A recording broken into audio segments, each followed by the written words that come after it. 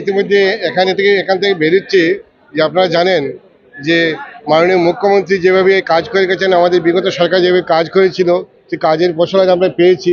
এবং আমি কৃতজ্ঞতা প্রকাশ করছি আমার দলাইবাসীর কাছে, যে গণদেবতার কাছে, ওই কারণেই যে আমার দল ভরসা রেখেছিল, আমার উপর ভরসা রেখেছিল, বিশ্বাস রেখেছিল, সেই সাথে সাথে আমার দল ভরসা রেখেছিল সমগ্র দলাইবাসীর প্রতি।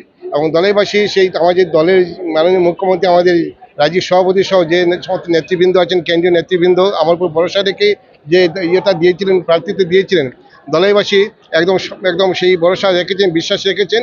আমরা দলাইবাসীর প্রতি কৃতজ্ঞতা প্রকাশ করছি এবং আগামী দিনে মাননীয় প্রধানমন্ত্রী যেভাবে বলেন যে উনি 140 কোটি ভারতবর্ষী ওনার পরিবার, আজ থেকে আমিও মনে করি যে আমার পরিবারের সংখ্যা এখানে প্রায় 2,195,000 উপর ভোটার আছেন। আরও কিছু মানে বিলো 18 আরও অনেক অনেক অনেক বাড়িতে অনেক আছেন, প্রত্যেক বাড়িতে তো প্রায় 2.5 লক্ষর উপরে হবে। সেখানে আমার জনতা দলের, তো আমার সবের প্রতি আমার একটা বিরাট দায়বদ্ধতা বেড়ে গেল।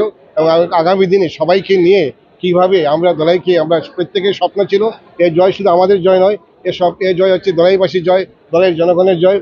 যারা বিকশিত ভারতের চিন্তা করেন, যারা বিকশিত দলের চিন্তা করেন, যারা উন্নত ভারতের চিন্তা করেন, যারা সুরক্ষিত ভারতের চিন্তা করেন, সুরক্ষিত দলের চিন্তা করেন, সুরক্ষিত আসামের চিন্তা করেন এবং একটা উন্নত রাষ্ট্রের চিন্তা করেন, তাদের জয় হয়েছে। এবং গণতন্ত্রের সর্বোপরি যে কথা বলবো, গণতন্ত্রের জয় হয়েছে। আমি আপনাদের মাধ্যমে আজকে সবার প্রতি আমার কৃতজ্ঞতা প্রকাশ করেছি যে আমার এই যে যাত্রায় অনেক অনেক যে যেখান থেকে পেরেছেন সবাই সহযোগিতা করেছেন। আমি ব্যক্তিগতভাবে সবার প্রতি কৃতজ্ঞতা প্রকাশ করতে পারবো না, যেতে পারবো না। আপনাদের মাধ্যমে আপনাদেরকে আপনারাও যে সহযোগিতা করেছেন এতদিন পর্যন্ত, সাংবাদিক বন্ধুরা, আপনাদের প্রতি আমি আমার কৃতজ্ঞতা প্রকাশ করছি এবং দলের প্রতি।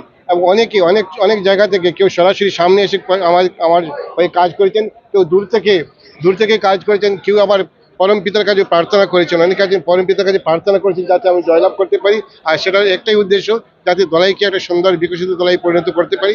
আজকে আমরা সেই স্বপ্ন বলবো না, একটা স্টেপ আমরা এগিয়েছি। স্বপ্ন সেদিন পূরণ হবে যেদিন আমরা দলাইকে বিকশিত দলাই এবং ভারতবর্ষকে একটা উন্নত রাষ্ট্রে পরিণত করতে পারবো। সবাইকে অনেক অনেক নমস্কার।